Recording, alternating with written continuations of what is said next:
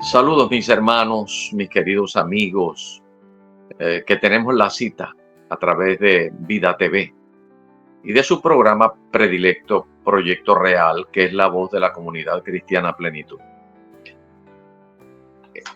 Para acelerar un poco y aprovechar al máximo el tiempo, he estado meditando acerca de esto que es de suma importancia, como son todas las cosas del Señor. Y meditaba acerca del pasaje de la higuera, y que está relatado en Mateo, en Lucas, en Juan, en Marcos, pero cada uno tiene una situación que agregar.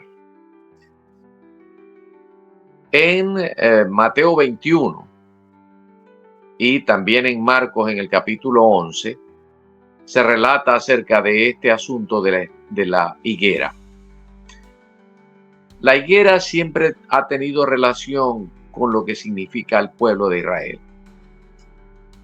Ya en Génesis, en el capítulo 3, y específicamente el versículo 7, se habla de ese árbol que estaba en el huerto, pero que apuntaba escatológicamente acerca de lo que es el pueblo de Israel. Pero que también en un momento determinado el Señor Jesucristo utilizó a la higuera para darnos una enseñanza. Y esto tiene que ver con una visión. Voy a compartir con ustedes lo que dice, por ejemplo, Mateo en el capítulo 21, que dice: por la mañana, volviendo a la ciudad, tuvo hambre, y viendo una higuera cerca del camino, vino a ella, y no halló nada en ella, sino solo hojas solamente. Y le dijo: nunca jamás nazca de ti fruto. Y luego se secó la higuera. Viendo esto los discípulos, dice el versículo 20, decían maravillados: ¿cómo es que se secó enseguida la higuera? Respondiendo Jesús le dijo: de cierto os digo, que si tuviereis fe y no dudareis, no solo haréis esto de la higuera, sino que si a este monte dijereis: quítate y échate en el mar, será hecho. Y todo lo que pidiereis en oración, creyendo, lo recibiréis. ¿Qué conexión hay de la higuera y cuando el Señor le está hablando acerca de la fe? Esto de la higuera y de lo que se recoge en las escrituras, repito, en el capítulo 11 de Marcos, en el capítulo 21 de Mateo, y también lo recoge el capítulo 2 del Evangelio según San Juan. Allí está tocando el asunto de la higuera. También en el capítulo 21 de Lucas se habla de la higuera, pero en términos escatológicos referidos a Israel y a la segunda venida del Señor Jesucristo. Pero ese no es el punto que quiero enfocar. El que quiero enfocar está relacionado con un contexto en donde el Señor Jesucristo, el domingo que se le ha denominado el Domingo de Ramos, que es la entrada triunfal a Jerusalén por parte del Señor Jesucristo, ya en la última semana de su ministerio público, él entró a Jerusalén y bueno, le pusieron palmas y fue todo un acontecimiento. La multitud le clamaba: bendito el que viene en el nombre del Señor, y las estructuras religiosas estaban disgustados por aquello. Luego él va al templo y en el templo él toma una soga, algo así, y la convierte en un látigo y comienza a como que darle instrucciones severas a aquellas personas que estaban en actitud de comercialización, jugando tanto aquellos comerciantes que estaban aunados a la intencionalidad de la estructura religiosa de aquel momento, donde explotaban por vía de la fe, vía comercio, pues todo lo que estaba relacionado con el activarse en la ley mediante rituales, fiestas y ceremonias. Vendiendo pues las aves y vendiendo todas las cosas, sacándole provecho económico para aquel momento. El Señor Jesucristo llegó, volteó las mesas y todo esto está relatado ahí en las escrituras. Luego él regresa y se va a Betania. Y al día siguiente por la mañana vio, dice la escritura, que vio desde lejos a una higuera porque tuvo hambre y se acercó para ver si tenía algo, algunos higos y poder arrancarlos y comer. Mas cuando llegó a ella no tenía ningún tipo de fruto. Entonces el Señor lo que hizo fue que la maldijo y le dijo que nunca más coma de ti fruto nadie. Esto es una sentencia. Allí hay una sentencia involucrada de carácter profético, escatológico, con respecto a lo que tendría que pasar con Israel en el año 70. Pero tampoco ese es el punto central del que quiero resaltar, sino que el Señor Jesucristo se acercó a la higuera para comer del fruto, pero quería aprovechar para darle lección a los discípulos que andaban con él. Cuando no consiguió nada fue cuando la maldijo y ellos se quedaron sorprendidos porque al día siguiente, cuando pasaron por allí nuevamente, se dieron cuenta pues que estaba seca, es decir, que la maldición había funcionado y ellos se asombraron. Entonces el Señor les comenzó a hablar acerca de la fe y es esto lo que recoge la escritura. Viendo esto los discípulos decían maravillados, ¿cómo es que se secó enseguida la higuera? Y entonces respondió Jesús, de cierto os digo que si tuviereis fe y no dudareis, no lo haré, no solo haréis esto, sino que le diréis a este monte, quítate y échate en el mar y será hecho. Y todo lo que pidiereis en oración creyendo lo recibiréis. El Señor Jesucristo está hablando uh, acerca del rechazo que en aquellos días, que en aquel contexto del día anterior y 2 días atrás, acerca de lo que pasó con la entrada del Señor Jesucristo a Israel, que no lo reconocieron, que estaba profetizado y la estructura religiosa no lo reconoció, simplemente algunos del pueblo y armaron toda una actividad muy especial para decirnos a nosotros, pues, de que el ir a lo suyo vino y los suyos no le recibieron. Entonces, esto de la maldición, esto de que nunca más nadie va a comer fruto de ti, estaba referido específicamente a la actitud y más centralmente relacionado con la religión. Él vino a comer fruto y no lo consiguió. El Señor Jesucristo, cuando viene a la higuera, no viene con una expectativa ajustada a la normativa de la naturaleza, donde hay que esperar que haya un tiempo de cosecha para poder tomar del fruto.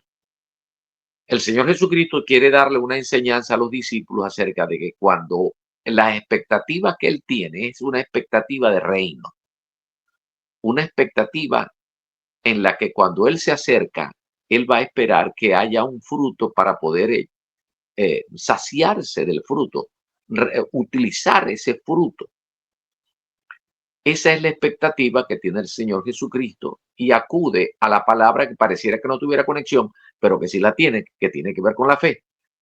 Y es este mensaje el que conecta con lo que recoge el mismo Mateo en el capítulo del 5 al 7, donde el Señor Jesucristo pronuncia el sermón del monte, donde él está hablando acerca de la gente del reino.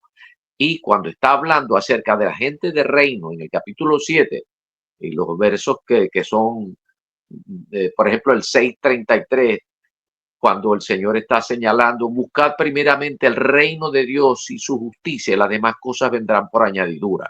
Y luego en el 7:7, él está hablando acerca de la especificidad del reino, de que cuando nosotros, tal como lo dice aquí en la palabra del Señor, en el capítulo 7, repito, de Mateo, el Señor dice de la siguiente manera: pedid y se os dará, buscad y hallaréis, llamad y se os abrirá. Mis queridos hermanos, el Señor Jesucristo nos quiere alertar a través de este pasaje acerca de lo que regularmente ocurre con nosotros. Que nosotros desde lejos pudiéramos ser como que encandilados y vibrar con una ilusión, con una visión falsa, y cuando nos acercamos verdaderamente a participar del fruto, sencillamente lo que parecía verdadero deja de ser, no lo es. Jesucristo fue a buscar un fruto y solamente halló hojas verdes, estaba verdecita. Él vino al pueblo de Israel y el pueblo estaba lleno, era de religión, no había ningún tipo de fruto. Los líderes de la estructura religiosa no habían hecho el trabajo correcto, no habían logrado que cuando el Señor Jesucristo viniera consiguiera fruto del cual comer y darle a la multitud. Estaban revestidos, verdecitos, pero de pura religión, de rituales, de fiestas y de ceremonias, sin entendimiento alguno. El Señor Jesús hoy nos dice a nosotros, y en esto hay que tener muchísimo cuidado, que desde lejos pudiera ser que viniera una proposición, ciertas proposiciones ilusorias, de amores ilusorios, de una pareja que propone algo, de un hombre o de una mujer que propone algo, una vana ilusión que pareciera buena, pero cuando vas de cerca, ahí no hay ningún tipo de fruto. Pudiera ser la ilusión de un trabajo, de una empresa, que pareciera que brillara, pero no es oro. Eso puede ser, está relacionado con un negocio, con un tipo de relación, donde pareciera que tuviera un fruto, pero no lo tiene. Y el Señor Jesucristo dice, nadie más tenga que comer de las ilusiones. No se puede comer de un árbol. No se, si para el Señor Jesucristo le estaba dando la lección a aquellos discípulos, no se podía comer nada de la estructura religiosa tal como anunciaba el antiguo pacto, tal como se interpretaba la ley. No estaba dando los resultados. Así no sirve. Bueno, hay cosas que hoy se nos presentan y no son buenas, no son verdaderas. Lo único que nos ha dado el Señor siempre es una visión. A cada persona Dios le da una visión de su vida, pero esa visión solo la va a activar con la fe. Y la fe es un recurso, la fe es como una sustancia con la cual el hombre está obligado a construir la vida o la visión que Dios le ha dado desde el principio. Ningún hombre puede decir que no tiene fe en su espíritu, porque repito, la fe es algo que todos los hombres tienen a nivel de su conciencia que está en el espíritu. Con ella es que va a construir. Y esta es precisamente la base fundamental del evangelio. La buena noticia es que el Señor Jesucristo vino a los suyos para enseñarles acerca de lo que Él vino a hacer como obra. Él vino a hacer una obra de justicia y ellos no la entendieron. Ellos estaban llenos, era de religión, y ellos creían que por vía de la religión, celebrando rituales, fiestas y ceremonias, podían alcanzar la estatura que se necesitaba para formar parte del reino de Dios. Y no es así.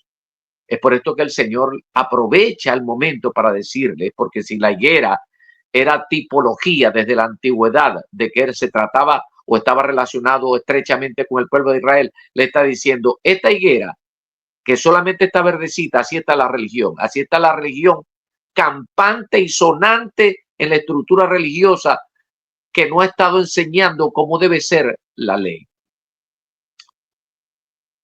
Ahora a ustedes les digo, cuidado con lo que brilla, porque no todo lo que brilla es oro. Cuidado con cualquier cosa que puede trastornarse o transformarse en solo una ilusión.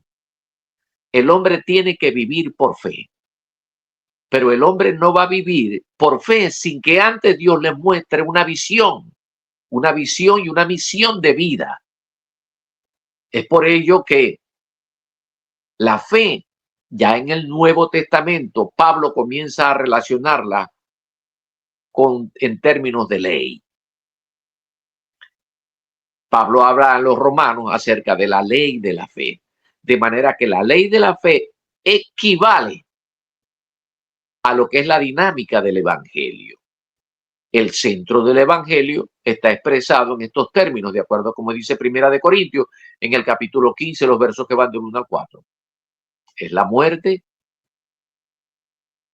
es la sepultura, es la resurrección del Señor Jesucristo que ascendió y que luego envió el Espíritu Santo. Eso es el evangelio. Esa es la esencia. Pero eso central, vital, luego tiene una forma de convertirlo en una obediencia con un estilo de vida estrechamente relacionado con la visión que Dios da a cada quien. La visión que Dios da se activa con la fe. Y la fe es la base fundamental, es la base, es el soporte de ese evangelio que vino el Señor Jesucristo a enseñar sobre esta tierra.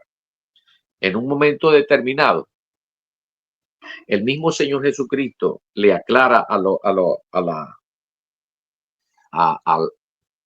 al pueblo acerca de lo que iba a acontecer en aquellos días donde se iniciaba el ministerio público del Señor Jesucristo, donde él dijo así: después que Juan fue encarcelado, Jesús vino a Galilea predicando el evangelio del reino de Dios, diciendo: el tiempo se ha cumplido y el reino de Dios se ha acercado.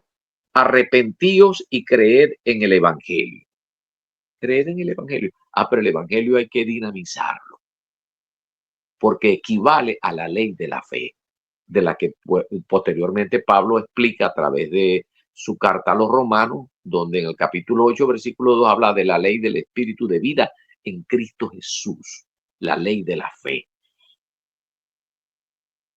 No podemos activar la visión que Dios nos da, que nadie puede decir que Dios no le da una visión para su vida, porque en Efesios él dice que él creó todas las cosas y creó para nosotros obras para que anduviésemos en ellas.